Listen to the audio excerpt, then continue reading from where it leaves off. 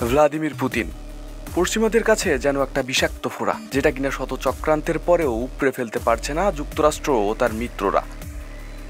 তবে পশ্চিমা বিরোধী বিশ্বের কাছে এই পুতিনই এখন একমাত্র আস্থার প্রতীক।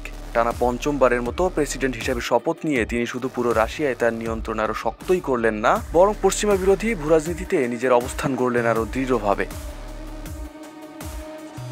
গত মঙ্গলবার টানা পঞ্চমবারের মতো শপথ নিতে পুতিন গ্র্যান্ড ক্রেমলিন প্যালেস থেকে লম্বা পথ হেঁটে উপস্থিত হন সেন্ট অ্যান্ড্রু থর্ন হলে। সেখানেই আরও 6 বছরের জন্য শপথ নিয়ে তিনি জোরালো কণ্ঠে বললেন, আমরা ঐক্যবদ্ধ, আমরা মহান, আমরা সব বাধাকে অতিক্রম করব, আমাদের পরিকল্পনাকে ফলপ্রসূ করব, সম্মিলিতভাবে আমরা বিজয়ী হব।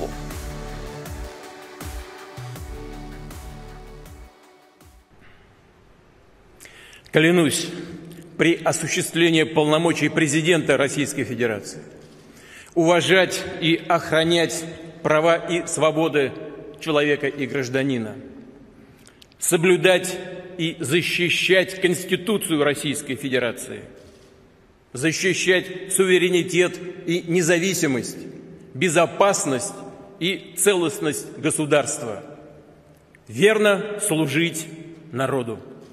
গত মার্চে অনুষ্ঠিত প্রেসিডেন্ট নির্বাচনে 87% ভোট পেয়ে জয়ী হবার পর মঙ্গলবারের শপথ গ্রহণের মধ্য দিয়ে টানা পঞ্চমবারের মতো রাশিয়ার প্রেসিডেন্ট হলেন 71 বছর বয়সী এই নেতা। দেশটির সরকারি বেসরকারি সব টেলিভিশন চ্যানেল সরাসরি এই শপথ গ্রহণ অনুষ্ঠান সম্প্রচার করেছে। সেই অনুষ্ঠানে পুতিনের জন্য বিছিয়ে দেওয়া হয়েছিল লাল কার্পেট, কিন্তু এই কার্পেট তার কাছে খুবই চেনা।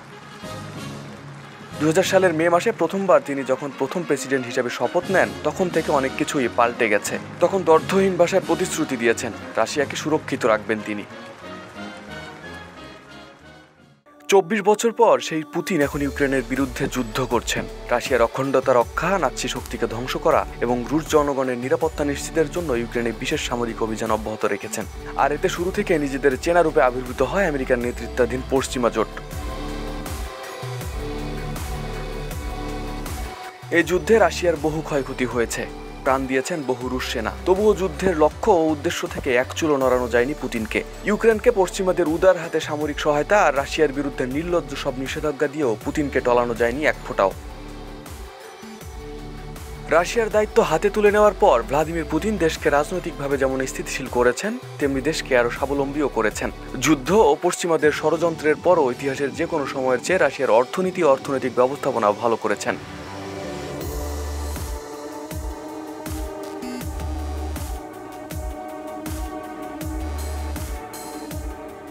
পুতিন ক্ষমতায় আসার পর যুক্তরাষ্ট্রের 5 জন ভিন্ন ভিন্ন প্রেসিডেন্ট এবং ব্রিটেনে 7 জন প্রধানমন্ত্রী ক্ষমতায় এসেছেন। প্রায় 25 বছর রাশিয়াকে শাসন করার মধ্য দিয়ে পুতিন তার সুনির্দিষ্ট চিহ্ন রেখে যাচ্ছেন। তাই এখন গর্বাচেভ আর ইয়েলৎসিনকে ভুলে রাশিয়ার নাগরিকরা আক্রান্ত পুতিনই জমে।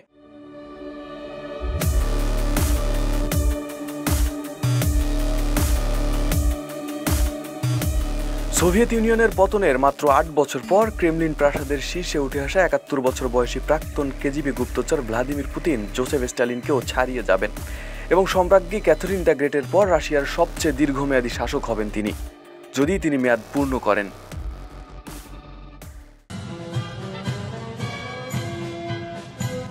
আরিফ হাসান, ঢাকা প্রকাশ।